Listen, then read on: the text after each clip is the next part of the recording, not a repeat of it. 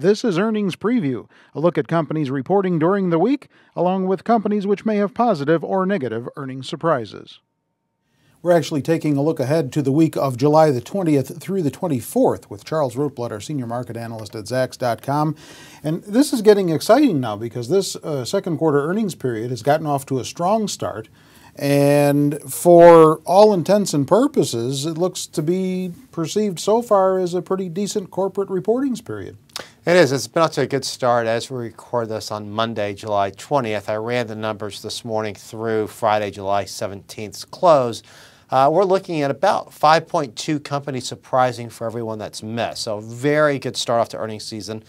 We are seeing the number come down a little bit. For instance, if we ran the numbers through Thursday, it was actually a 7-to-1 beating versus missing. So we still won't see this huge ratio last. We will see more companies either meet or actually miss expectations as we go through earnings season. But we are off to a really good start relative to expectations. Not seeing growth, but we are seeing companies come out and really with earnings that are showing expectations were a little too pessimistic. So that's a good start. And this week is going to be heavy with corporate reports as well. Two things that you find critical with regard to earnings this week is, number one, reaction to bank earnings, and number two, semiconductor earnings. Let's take them one at a time. Sure. With bank earnings, it's important to realize that there was really apathy in reaction to the bank earnings. We didn't see Goldman Sachs really do much after having blowout earnings. We didn't see JP Morgan really do much blowout earnings. And it's interesting, if you look at the volume in those two stocks relative to the volume we saw, say, in Intel when it reported, or the volume we saw in IBM, big difference. We saw volume above average in JP Morgan, above average in Goldman Sachs, but it was really, really strong in Intel and really, really strong in IBM. So you saw people really gravitate to the areas where they really saw increased guidance or really had optimism for it versus the banks. There's a lot of, well, of course you did well. You're using government money to make those numbers. So huge differential. And it will really matter this week because 1 out of 4 firms reporting will be from the financial sector, both big ones like Morgan Stanley and small ones like Texas Bancorp. Let's focus in a little bit more on that semiconductor sector. Intel really viewed out there as being at the core of telling what's going to happen in the consumer PC market going forward. Yeah, absolutely. And Intel had some great numbers. They saw strong demand in netbooks.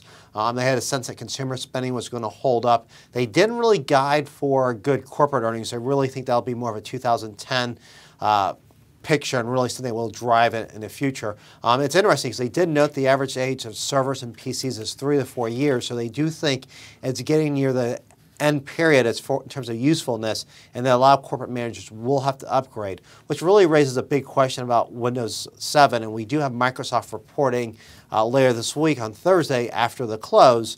The question is, how quickly will people adapt to Windows 7? And that could really mean it's a 2010 picture. But when we look at chip earnings, we do have Texas Instruments reporting tonight, July 17th. We have SanDisk coming out later in the week. We have Intersil coming out later in the week. So we do have a lot of semiconductor earnings coming out at a time when we actually saw semiconductor stocks actually make a positive breakout. So if we can see more positive news out of these semiconductor companies, it should be interesting because we could potentially see these semiconductor stocks run. And there you start, in that case, you start looking at a tug of war between apathy towards the financial earnings and maybe a little bit of a pullback and then some positive reaction towards the semiconductor earnings. And it all could really hinge on how people react to Microsoft's numbers on Thursday. If Microsoft comes out and doesn't give people hope that things are looking better in the tech sector, it could cause everything to pull back. But they just give just enough guidance. It's just really guidance that's just good enough to kind of extend the tech rally. We could actually see the S&P 500 break out to the upside despite some of the criticisms and some of the concern about the bank numbers. All right, and as far as what's on the docket for economic news this week, we've got leading indicators for June. We've got weekly crude inventories, and we've got the revised July University of Michigan Consumer Sentiment Index, so not too shabby for the docket. Right, and I think the big thing right there is Ben Bernanke's testifying on Tuesday and Wednesday. He's giving his semi-annual monetary policy, a.k.a. Humphrey Hawkins. I don't expect any big surprises there. Certainly he'll be in for a grilling by members of both committees in the House and the Senate. But obviously anything he says and any way traders react to it could have an impact on markets. But I do think this week is really going to be about earnings and the reaction to earnings reports more so than anything else. All right, in that case, you'll want to get over to Zacks.com's homepage and find the earnings preview headline that you can click on to get some news on companies that could surprise to the upside, as well as at least one that could surprise to the downside, which Charles has outlined for us. With Charles Rotblatt, I'm Terry Ruffalo.